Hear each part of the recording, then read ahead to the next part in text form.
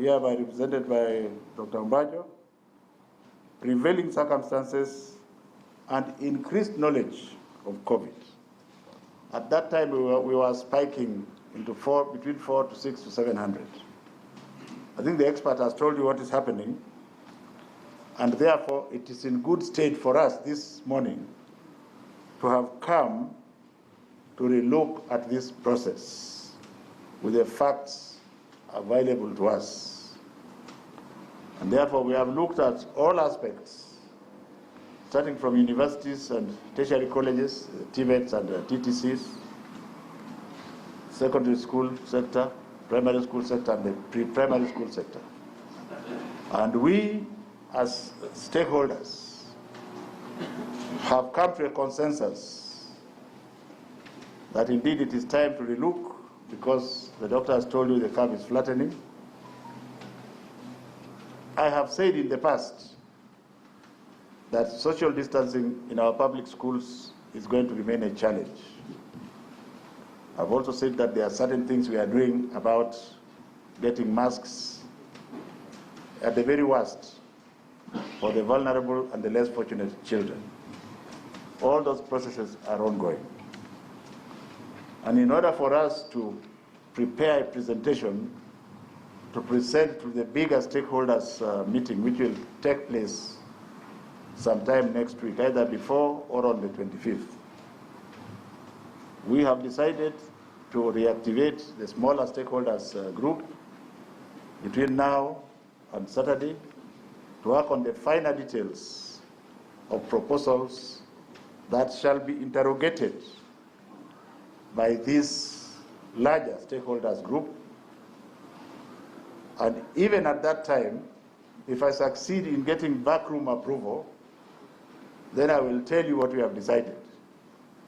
If I do not, then those decisions that have been made at that point will be taken to the larger stakeholders group, which will then synthesize them and then give them to the principal, who will communicate the decision to you.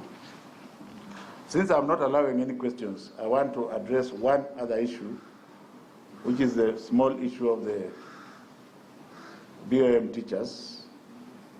And like I said, you pretend as if you don't know what cash flow in government looks like. But BOM teachers should actually now have been paid, the bona fide ones. And I've said that many, many times. The cabinet and the government approved their payment over 6 weeks ago. And that position has not changed. So let us not waste so much energy discussing non-issues. We are also going to ensure that money for the payment of all other non-academic workers in schools is made available and forwarded to them. So let us not waste so much energy discussing issues that are actually non-issues, which have already been approved by government, and the process is to ensure that you pay your taxes, the money is collected and distributed to where it should go. I want to thank you, especially those among you who have worked with us in close range, and also to very politely ask those who just print things, which I read papers and say, I'm the head of education, but how come I don't know this? And saying, oh, today we are going to do this and this. For your information, if you have something that you want to be factual, call me or call my press person, who is a good friend of yours, Dr. Siringi. We will make sure that I give you an answer, that you print what is variable. But if you just want to print promotive and speculative journalism, then you are welcome. I want to thank you very much for your continued cooperation on this issue. Remember, I have not told you any decision that we have made because the process is ongoing. Don't go and print that I have said 1, 2, 3. Ignore what any other person tells you. It will not be my members. My members are very disciplined.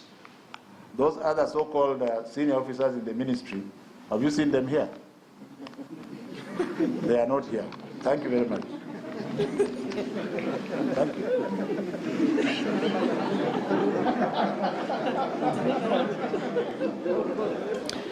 Naam, mtazamaji, hiyo ni taarifa ambayo inatolewa na Wizara ya Elimu pale ikiongozwa na Waziri Bwana Profesa George Magoha kuhusiana na ufunguzi wa shule, mtazamaji, ambazo zimekuwa zimefungwa tangu mwezi Machi tangu ujio wa virusi vya corona. Na hivyo basi amezungumza pale na kusema kwamba mikakati na njia za ufunguzi wa shule inaangaziwa upya.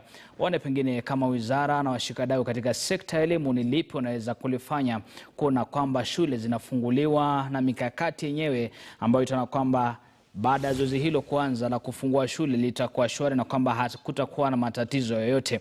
Kumbuka kwamba Wizara ya Elimu ilitangaza shilingi bilioni 2 ambazo zitatumika katika shule za umma kwenye shughuli ya ununuzi wa madawati kwa wanafunzi, kuona kwamba kuna ile nafasi ambayo World Health Organization imeweza kusema kwamba kunafaa kuwa na nafasi kati ya mtu mmoja na mwingine ya mita angalau 1.5 au 2.